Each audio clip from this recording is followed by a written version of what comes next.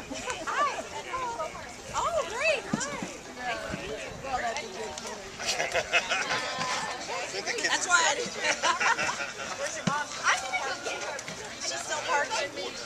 Oh, yeah.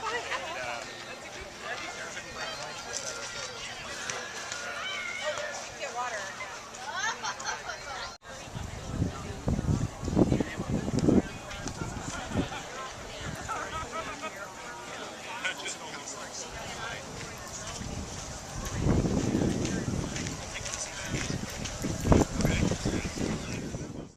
Thank you for coming both to celebrate as a celebration of community and to be here to support Ken Dauber. We're really proud of Ken for running and for the things he stands for. Well, welcome everyone. This is really a pleasure to be here. I was delighted when Ken called me and asked me if I was willing to endorse him. Absolutely. I encourage all of you to do the same and to tell all your friends to do that as well. I think an important thing to remember in running for school board or serving on school board is the quality of the discourse is very, very important. The quality of the content, the issues before you. You're talking about students, you're talking about academic issues, social and emotional issues. You're talking about building the future of children. But I'm very enthusiastic and I encourage you to think carefully. This is a very important election. He brings a new voice, a different kind of energy, and intellectual expertise that would really help the school board and our community. So, vote for Ken Dauber. I want to say how much I appreciate the introduction from both Gail and Wynn, because I think that they have really spent a lot of time advocating for the kinds of issues that we all care about in the community, and the fact that they're standing beside me and endorsing me to you really matters to me. I really appreciate that. What I want to do is talk briefly about the ideas that we share in this campaign. We all agree that Palo Alto has excellent schools, and we are proud of those schools and justifiably proud of those schools. But like all organizations, there is always room for improvement. And this campaign is really about a few good ideas for improving our schools. And what I want to talk to you about is those ideas. The first idea is valuing student health. Our schools are well known for two things. One is high achievement, which is great. Another, which is less fortunate, is stressed out kids. That is, kids who don't get enough sleep, kids who spend too much time on homework, kids, some of whom struggle with depression and anxiety. And this is an issue that we have known about and thought about for a long time as a community. We've made a lot of progress on this issue, but we have to be frank that there is still work to be done. And so our first good idea is that we want to value the whole child and reduce unnecessary academic stress on our kids. The second good idea is teaching every child, regardless of their ability or their advantage. We believe in the idea that all kids should have a level playing field and equal educational opportunity. We need to close the achievement gap. We also believe that children who are advanced should have appropriate challenges. We need to reach and teach every child and to meet each child where they are. That's a fundamental principle of public education, and we need to be guided by best practices and expert opinion in that goal.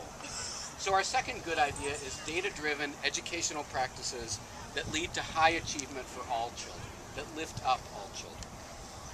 The third good idea is good government.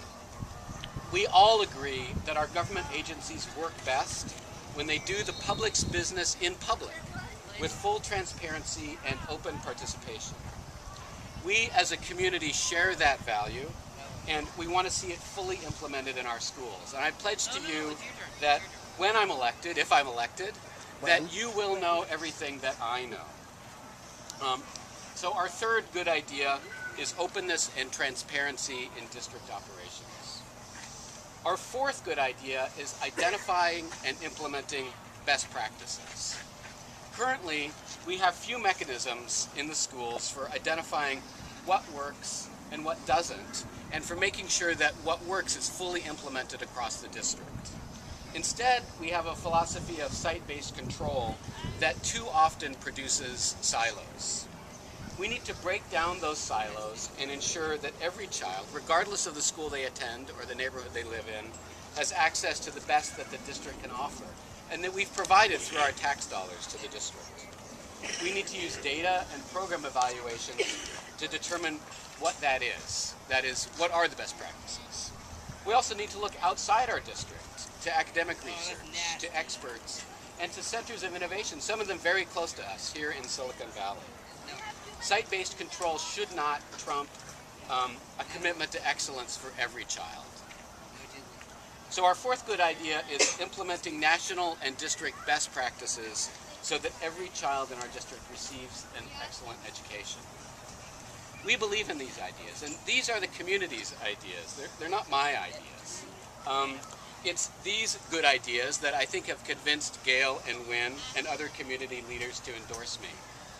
Some of the folks who have endorsed me don't know me, so it's not about me, right? I'm not an insider. I haven't been around politics in Palo Alto for a long time. I'm a dad. I'm an engineer. I got involved in the schools because I care about kids. So it's our ideas that have convinced a lot of folks involved in school politics and city politics that these are ideas that they want to get behind. These community leaders, I think, believe in our good ideas, and it's those good ideas that they want to elect. And I just want to make sure that you all understand that those are all of our ideas. They're not just my ideas. I can't do any of these things by myself, right? I've given you 4 good ideas. There's other good ideas.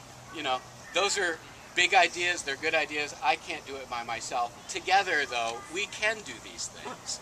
You know, we can have schools where all children achieve academically, where kids are healthy and happy, where we really understand that a healthy kid is a learning kid, and that just like in our own lives, being stressed out doesn't mean that you do better, it means that you do worse.